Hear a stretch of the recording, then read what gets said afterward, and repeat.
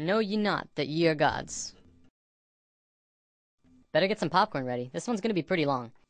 What we're going to be talking about today is something that will be very important in the next few lessons. The topic is male and female energy. From there, we'll be talking about left brain and right brain, then the new children, and bring it full circle. Ready? Deep breath.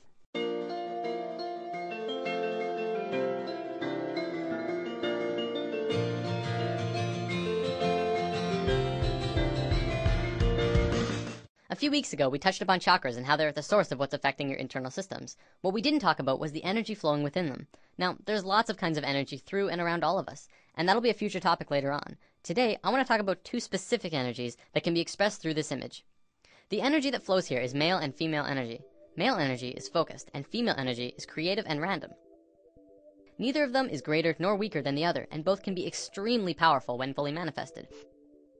Female energy is the land of unbridled possibilities, creative potential, and affecting the universe from within. Focused male energy takes direct roads from point A to point B. This energy can be as strong as a tank, accomplishing tasks and going where it needs to go with precision and without distraction. The important thing to know about this energy isn't how they move.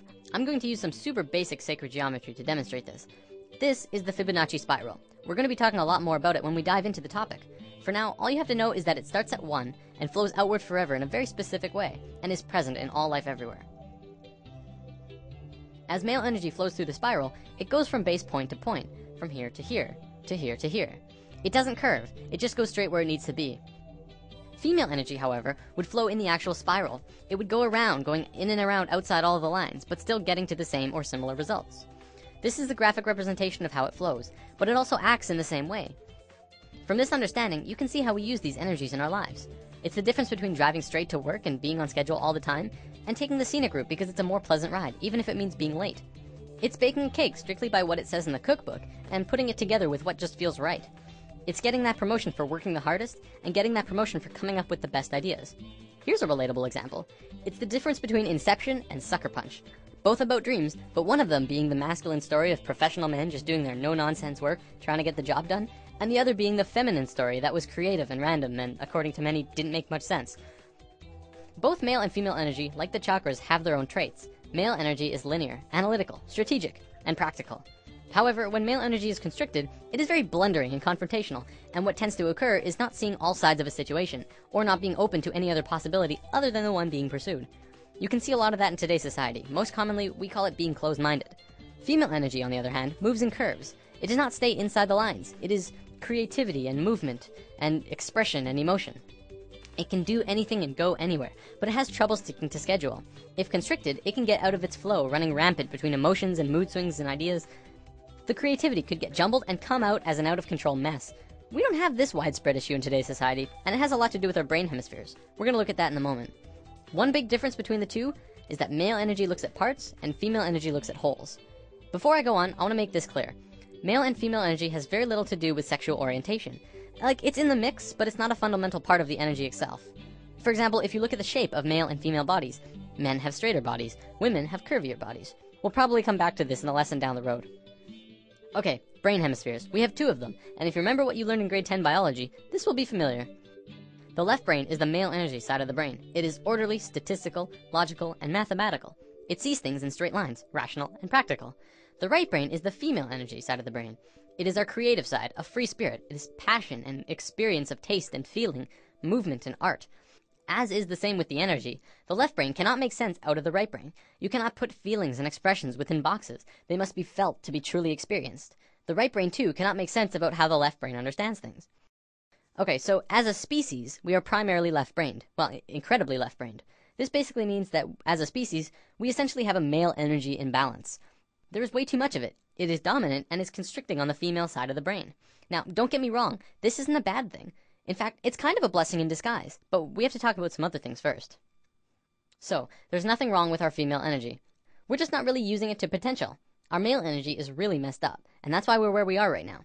By where we are, I mean the economical, political, financial, religious, nuclear, dolphin and bee killing global war crisis.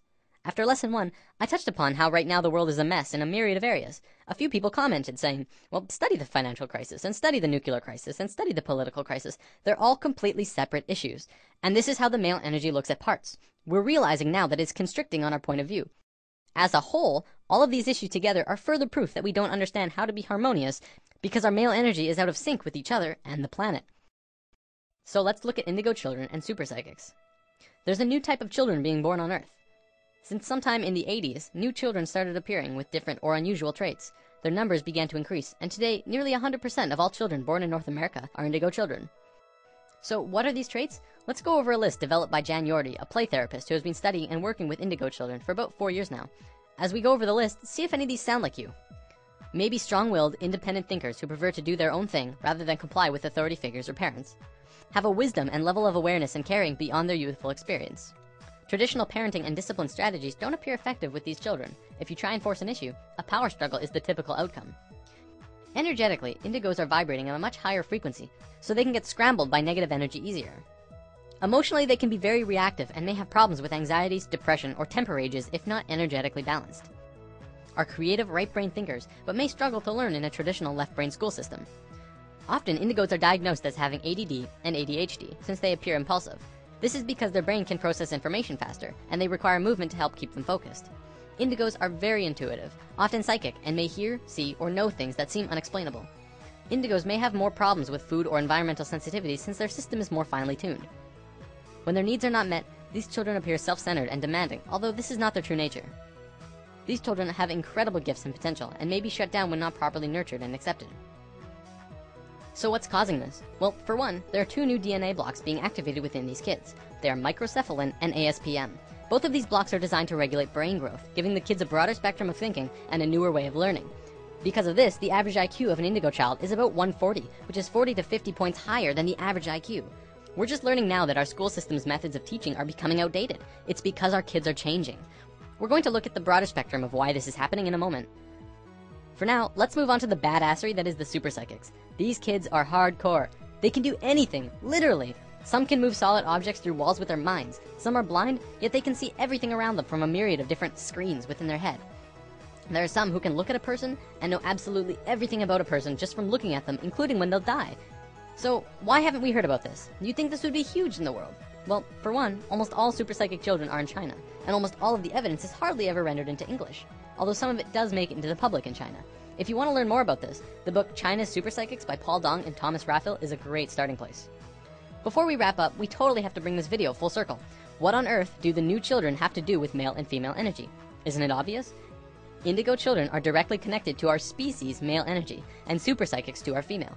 As we grow closer and closer to the peak of the shift, the planet itself is beginning to change. Essentially, this is happening to balance us out. On one half of the world, indigo children are being born. On the other half, super psychics. They are here to help the consciousness of the planet in an incredibly crucial time. There are way more indigo children on the planet than super psychics because it's our male energy that needs to understand. It's through the indigo children and their new way of thinking which is affecting the consciousness of the planet, putting us back onto the harmonious path. As we just learned, to understand things, it takes 2 to tango. You cannot only understand something by reading about it. You need both sides of the brain to click. In the modern world, things like astral projection and channeling aren't really considered science.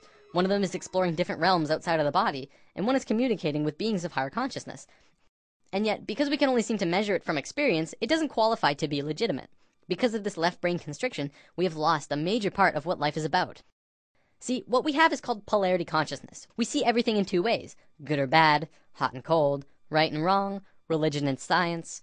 To once again become harmonious with each other on the planet, we have to learn to understand again from the left brain. When this happens, we can move out of polarity consciousness into unity consciousness, and that's essentially where we're going. That about wraps it up. See you next time. We are suspended in this one moment of movement, spiraling in fractal design, but your mind caught up for linear time. You're too afraid to let